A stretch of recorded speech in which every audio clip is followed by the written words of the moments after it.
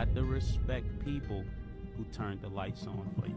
Mase taught me how to rap, and Cam always made sure I was on every single album he had. There would be no Jim Jones if it wasn't for them guys. 1 hour later.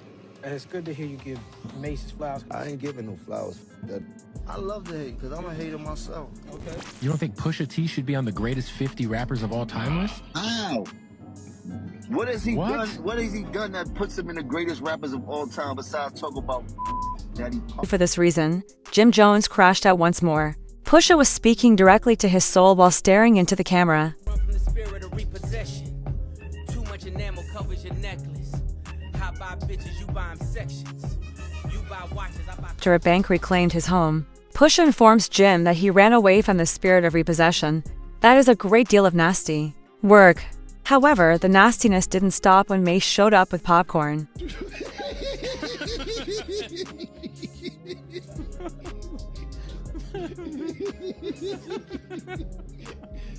Oh man.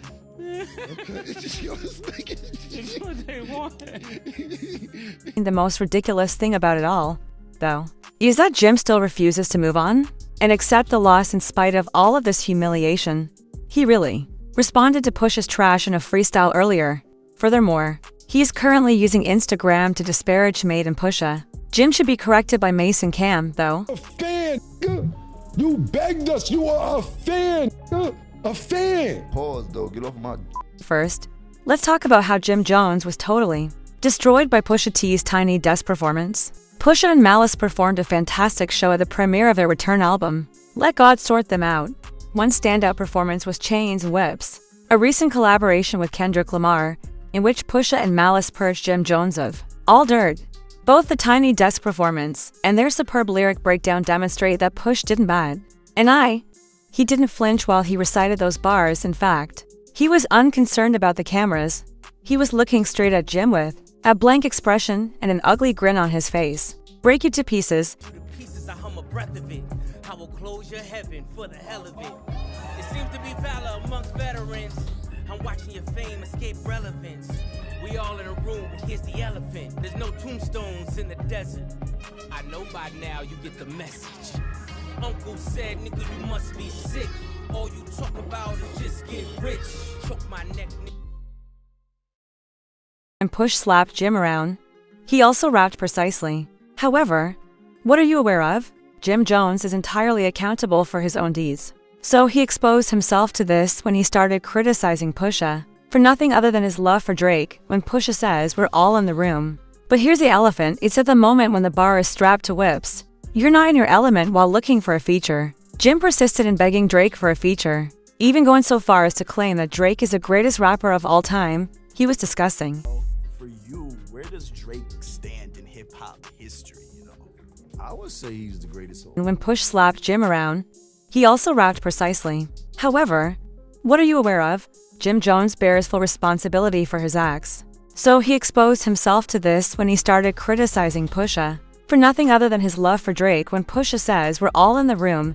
But here's the elephant, it's at the moment when the bar is strapped to whips. You're not in your element while looking for a feature. Jim persisted in begging Drake for a feature, even going so far as to claim that Drake is the greatest rapper of all time. He was disgusting. Along the 5 Pusha T records right now, his records. Yes.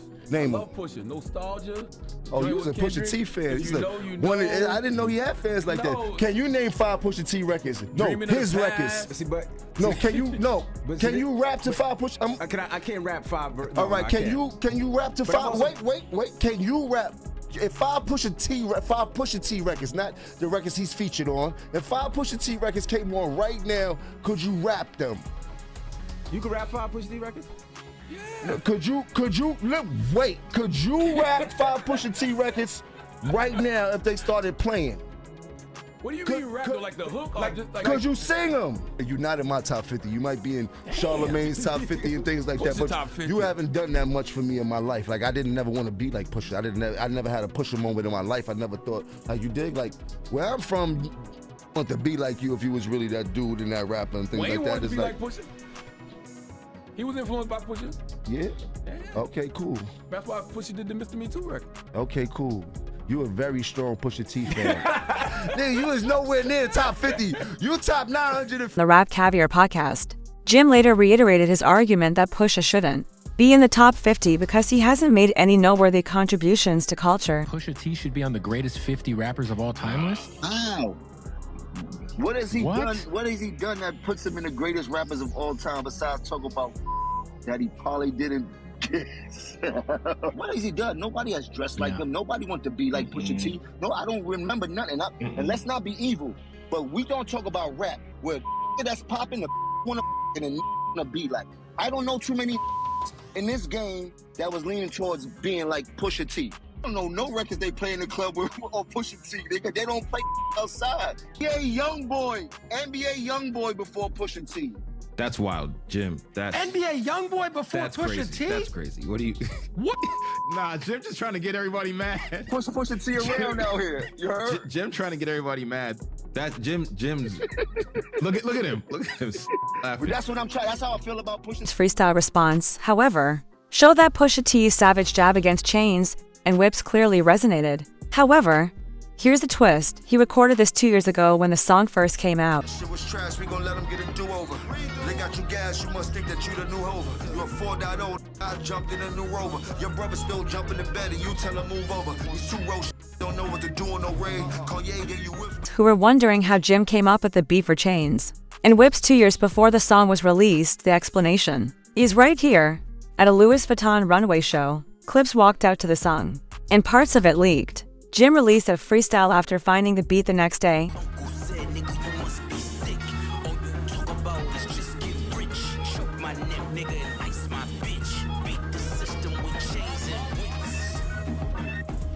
For everyone, Jim is still not giving up though.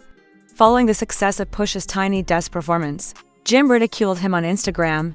In the description, he said, "I thought we addressed this already," while sharing a video of his freestyle from 2 years ago. He will require a larger desk because the one he had was insufficient. The process is a surgical one. Stories are not what I tell. I may be a lever, but I still think of your brother as a friend nonetheless. Jim's own supporters are berating him for being duped and thinking he can rival Pusha, as shown by the remarks made on his post. Someone commented, "You got triggered and smoked so bad you re-uploaded a disc from last year." He said, "No names and you're claiming enamel on your necklaces. Jealousy is the root of obsession." Another commenter remarked, "Man, stop it, it's almost here." However, it's not just internet acolytes who are mocking Jim. Mase and Kim also talked a lot. Their former relationship with Jim has already led. You know that they're having a terrific time. How you doing, man?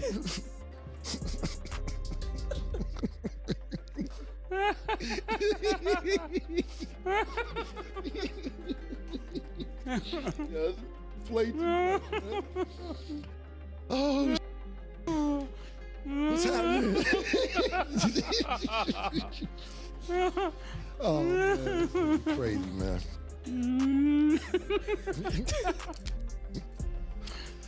All right.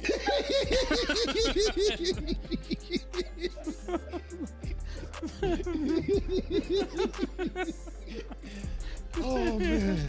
Okay. It's what they want. Reason Mase was laughing so much, in case you were wondering, is that this has been going on for a while. Together, Jim, Cam, and Mase grew up in Harlem. That's what Jim says anyway. Cam has a somewhat different take on this, which we'll discuss shortly. As a result, the three belong to the same early rap group, Children of the Corn. The first to become well-known was Mase in the middle of the 1990s after signing with Bad Boy Records. He became well-known almost instantly. According to Jim, that's when everything changed. Mase, he later claimed, started to treat people differently, especially Cam'ron, and stopped communicating with those who had helped him climb. Jim claims that when Cam gained popularity, he appeared on Justin Leoy's Respectfully show in January and heard Mase talk about him. Jim says he stopped respecting Mase at that point. Mase on Cam and everybody around him. Wow. A bitch like all the time. You heard? Like I was there the whole time, but I was Cam's man. You heard? Is that I wasn't there for every single thing. Buddy Cam didn't like, I didn't like. And I already see how he was handling Cam, so I definitely didn't like him.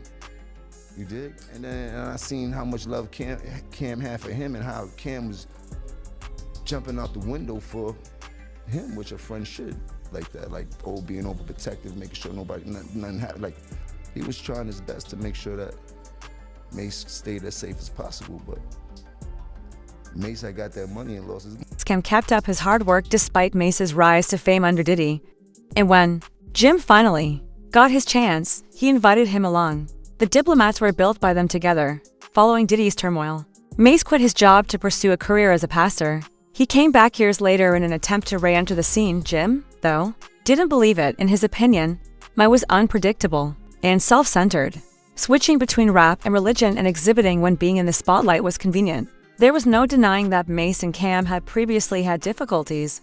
However, in 2022, they ended their conflict and began a podcast on sports. That reunion also rekindled Jim's previous wounds. His anger at Mase and Cam becoming cool again made him start making cheap shots. He recently made fun of Mase's appearance and said that he needed to be on a diet, attacking him once more. Mase needed to go on a diet. He needed to get his life together. He needed to go to the doctor and get a physical. He looked terrible, bad body, back.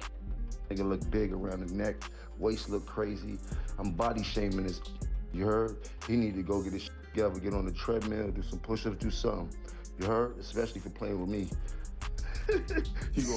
However, Mase and Cam realized they couldn't be silent for long, so they decided to be extra mean and asked Jim's lifelong nemesis, 50 Cent, to podcast. Cam asked Jim to explain why, in 2007, when Dipset and G-Unit were at odds, he had unexpectedly attended one of 50's shows.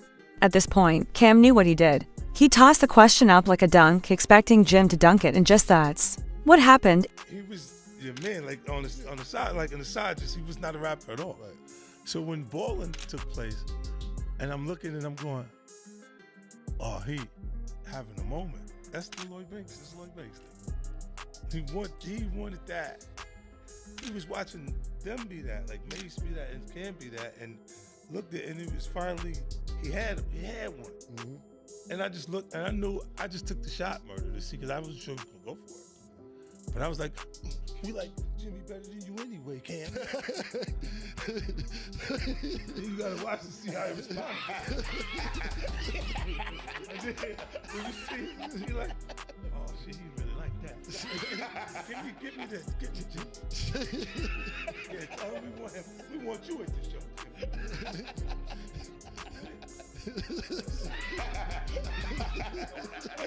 Yo, but that was one of those things I just threw. And Jim fell for the deception, of course. In his interview with Justin LaBoy, he attacked Cam and 50, saying they owed him a lot of favors and that they were just bringing up his name.